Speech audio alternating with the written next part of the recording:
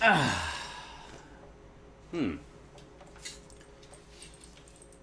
I should wear this for this particular review. What do you guys think?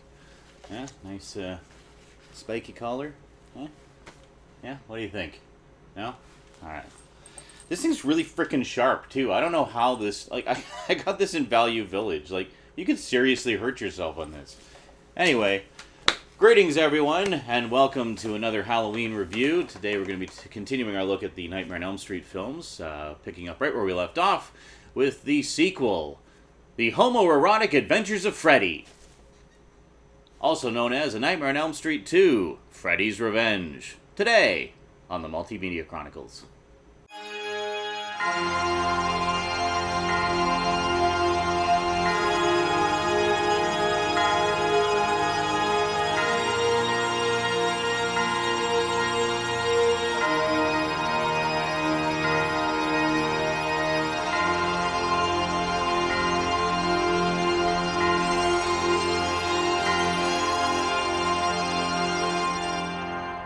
Welcome back. Alright, so personal anecdote time. When did I first see Nightmare on Elm Street 2?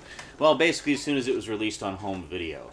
Remember how last time I was telling you about how I introduced my friend, my best friend at the time, to the first one at a sleepover at my place. Well, when the second one came out, he decided to return the favor. So he invited me over for a sleepover to his place, and we rented the second one, and we watched that. So that was him returning the favor, except this time, you know, the first time I had seen the first one and he hadn't. This time we were both going in cold, so we had no idea what was going to happen. Now, fan opinion of this particular entry in the franchise is a tad divided, shall we say.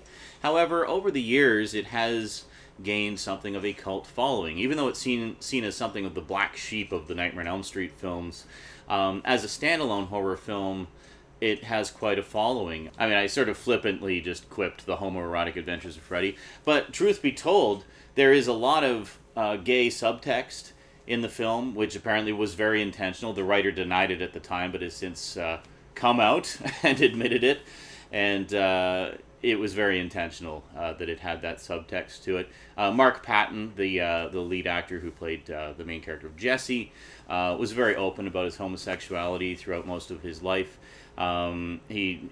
Specifically when he was working in New York, he was very open about it. When he came to Hollywood, he found it was a little bit more homophobic there.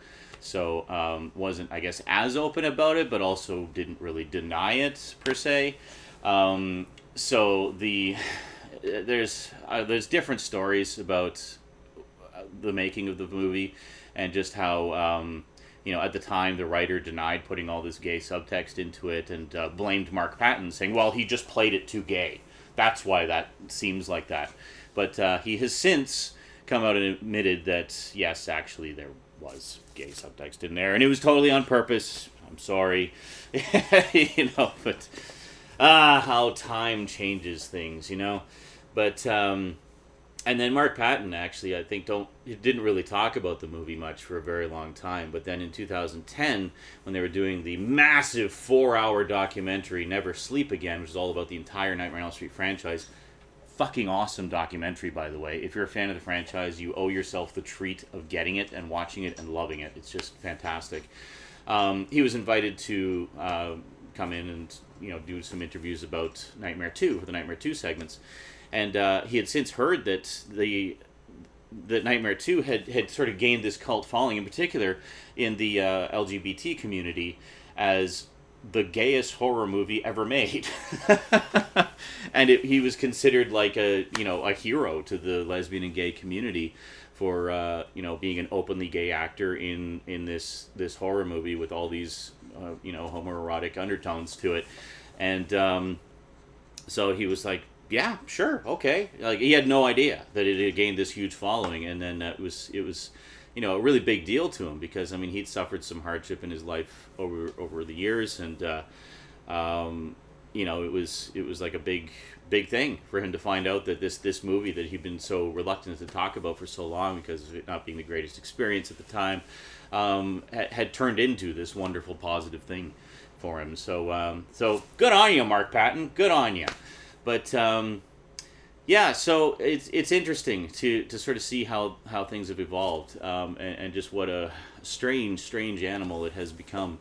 Now, as for the movie itself, when I originally saw it with my friend, I mean, we thought it was decent. You know, we thought it was pretty good. I mean, it's definitely the darkest of the sequels. I think the third darkest would probably be Nightmare 7, New Nightmare, but even it doesn't get quite as dark and sinister as the second one. The second one tonally is very similar to the first, where I mean, at this point, there's no other Freddy movies. That's it. You have the first one and now the second one, and that's it. So that is the extent of the lore. So one of the big criticisms that people have levied against the second one is that, and Robert Englund himself has said this in numerous interviews, is that the second one kind of breaks the rules that were laid down by the first one. Now, the director of the second one has gone on record as saying, well, there were no rules at the time. We had the rules of the first one, and you didn't feel that they really broke them per se. And one might argue that, maybe they did, maybe they didn't. I mean, one of the big bones of contention people seem to have it is the fact that the whole story centers around Freddy trying to get out of the dream world into the real world. And that's a perfectly valid premise. I mean, you're trapped in the dream world. Yeah, you want to get out into the real world to do your killing. But then the flip side of that is, well, why would you want to get out of the dream world when that's proven to be so effective and you have so much power there? I mean, you're essentially just a regular guy with razor claws in the real world. Why would you want to get into the real world? It doesn't make logistical sense. I mean, Freddy's smarter than that. So one might also argue that all the stuff of him, coming out into the real world and killing people is actually a dream. So he actually is in the dream world, just having a dream that he's in the real world. Freddy's nightmare, as it were. But I don't know. I mean, again, we get into the whole blurring between dreams and reality, and I think in the second one, it's left sufficiently ambiguous that you can argue it till the end of time, one way or the other, as to whether or not it is or isn't breaking the rules. I mean, on the one hand, you have in the first one, Nancy pulling things like his hat out of the dream and getting burns on her arm from the pipes and stuff like that. Things happening in the dream affecting her in the world, or in the case of the hat, actually bringing a physical object out of her dream. But then one might also say, well, she's still dreaming. She's not actually out of the dream at that point, so she didn't bring anything into the real world. That's silly. You can't do that.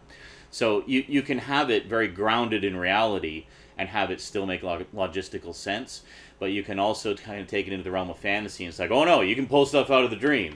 It's very interchangeable that way, and you can argue perfectly valid points for one side or the other.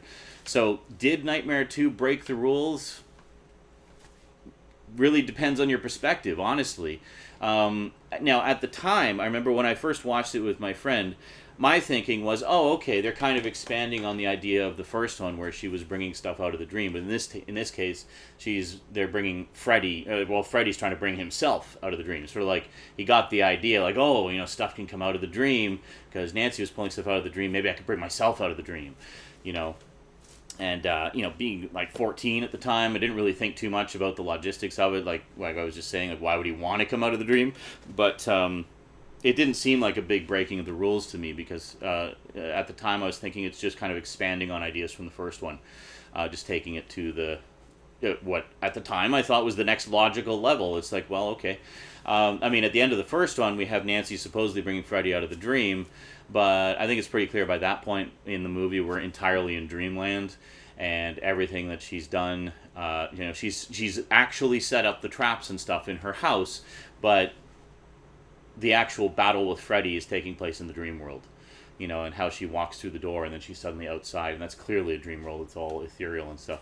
So anyway, carrying that forward, so I don't know that you can really use that particular scene where she pulls Freddy out of the dream as an argument in favor of, yes, you can take him into the real world.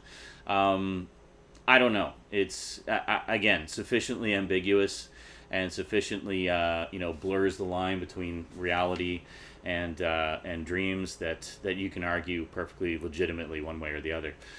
Now, as for Nightmare 2, in reevaluating it now, do I still feel the same way about it? Honestly, I'd say I'm even more confused now in watching it again recently, is because of that blurring. Is like I realized this is actually far more complicated than it appears on the surface. And I think the same goes for a lot of the Nightmare on Elm Street movies, but the first two in particular really blur that line between dreams and reality, and in such a way that it's sometimes really easy to tell. Like the frickin' standout scene at the very first scene where they're on the school bus to hell, basically. That is a great scene, by the way. And even if you hate the rest of the movie, you can't deny that is a great frickin' Freddy scene. Like that is like, at the time, probably one of the most elaborate nightmare sequences we had up to that point. I mean, literally takes the school bus to hell and traps them there. And then when he's advancing down the school bus, using his claws to rip up the seats as he's going. I mean, that's just pure intimidation, man, and that's classic Freddy right there. Some other standout moments would be, well, a lot of the stuff where Freddy is trying to possess Jesse. I mean, one particularly creepy moment is when he's tucking he wakes up his little sister in the middle of the night, and he's got the claws on, and he's like, "It's late, go back to sleep." You know, and he's just freaking out about it later. He's like, "You tried to make me kill my little sister," and so I mean, one might also argue that Freddy has little, if anything, to do with it, and it's actually just Jesse kind of going crazy from all the stories that he's heard, and it's just his wild imagination, you know, finds the claw in the basement and whatnot, and just kind of runs with it, and is just going a little bit nuts, perhaps from dealing with his own closeted homosexuality. I don't know. That seems pretty apparent that that's a possibility there. And we got... I love the coach, by the way. Hello, dirtballs. Love that character actor. I've seen him in a lot of stuff, and I've always enjoyed him. But the coach that likes to frequent S&M clubs and watch young boys sweating a lot as they're doing push-ups and running around the track. Just love that character. And then another standout scene, of course, is when he corners Jesse in the club and then takes him to the showers, and then Freddy kills him in the showers. I mean, that's a pretty intense moment. He's like whipping him with the towel, and no gay undertones at all. Naked man in the shower being strung up and whipped with a towel, or just whipped after frequenting an S&M club. Yep, nope, no gay undertones at all. Nope, the writer's totally not doing anything there. Nope. You gotta love it when something is completely obvious like that, and then the person responsible for it is still denying it. Like, yeah, no, we see what you did there, so... It's okay. We're not judging you. We're just saying we see what you did there.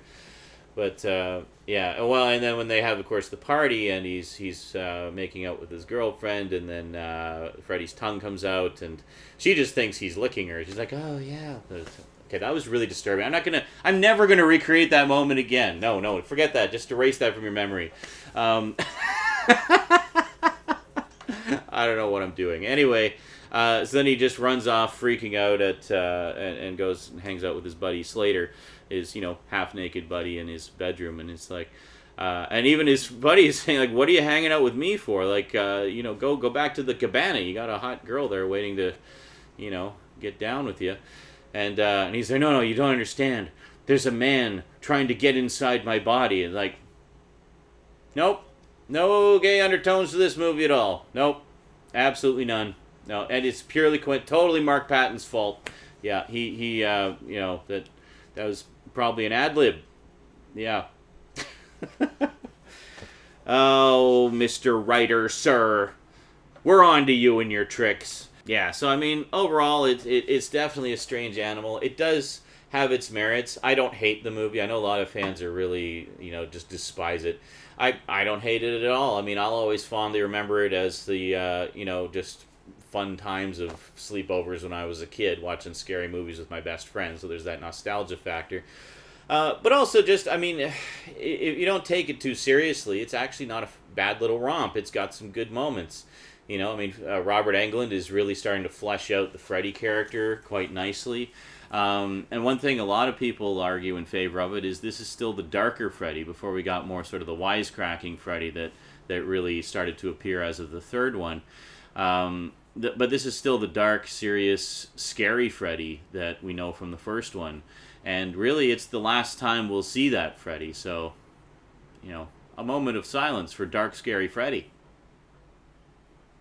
So yeah, it's a strange beast. It's a strange beast. Some great little Freddy moments, such as when he says, "You've got the body, I've got the brains," and he pulls back his head, and you see the pulsing brain. There's a great little prosthetic effect, and a great little bit of cheese from Robert Englund. And then, of course, when he's at the party, and the classic, "You are all my children now." That's a great little Freddy moment as well. There's a few. I mean, Robert Englund is always a delight whenever he puts on the claw and the hat and the makeup and the dirty shirt. But the movie isn't without its flaws. So overall, I would rate it as my least favorite of the Nightmare movies, to be honest. But I don't consider it a total write-off either. I mean, it's got some merit to it. And yeah, and I mean, hey, good on the lesbian and gay community for having a horror movie they can call their own. That's awesome. I mean, now I'm at the time. You got to understand also when this came out. It was like 1985. That sort of thing just was not in. It was a very homophobic time, and that sort of thing was something you did not see in horror movies very much. I mean, at most, if you had a gay character, it was like for comic relief or something, or to be the subject of revulsion from the straight characters because ew, gay. It's just. The times they have changed, thankfully. I mean, obviously, still a lot of homophobia out there, but things are definitely improving in that respect. It's just about mutual respect, man. I mean, who cares what you do in the bedroom? That's your business. I don't care. I don't judge a person based on whether they're straight or gay. I judge a person based on whether or not they're an asshole. And you can be an asshole no matter what you do in the bedroom. Take that to the bank and smoke it. Actually, probably, you don't allow smoking in banks anymore, do they? Anyway, thanks for watching. We'll see you next time for my take a look at Nightmare on Elm Street 3, Dream Warriors. Until then, quick thank you to my Patreon sponsors. Thanks, Patreon sponsors. You guys and gals are awesome, especially Kyle Pellegrini and Get Your Gorgeous On, my two highest level sponsors. Really appreciate it, guys. And yeah, we'll see you next time. So until then, sayonara.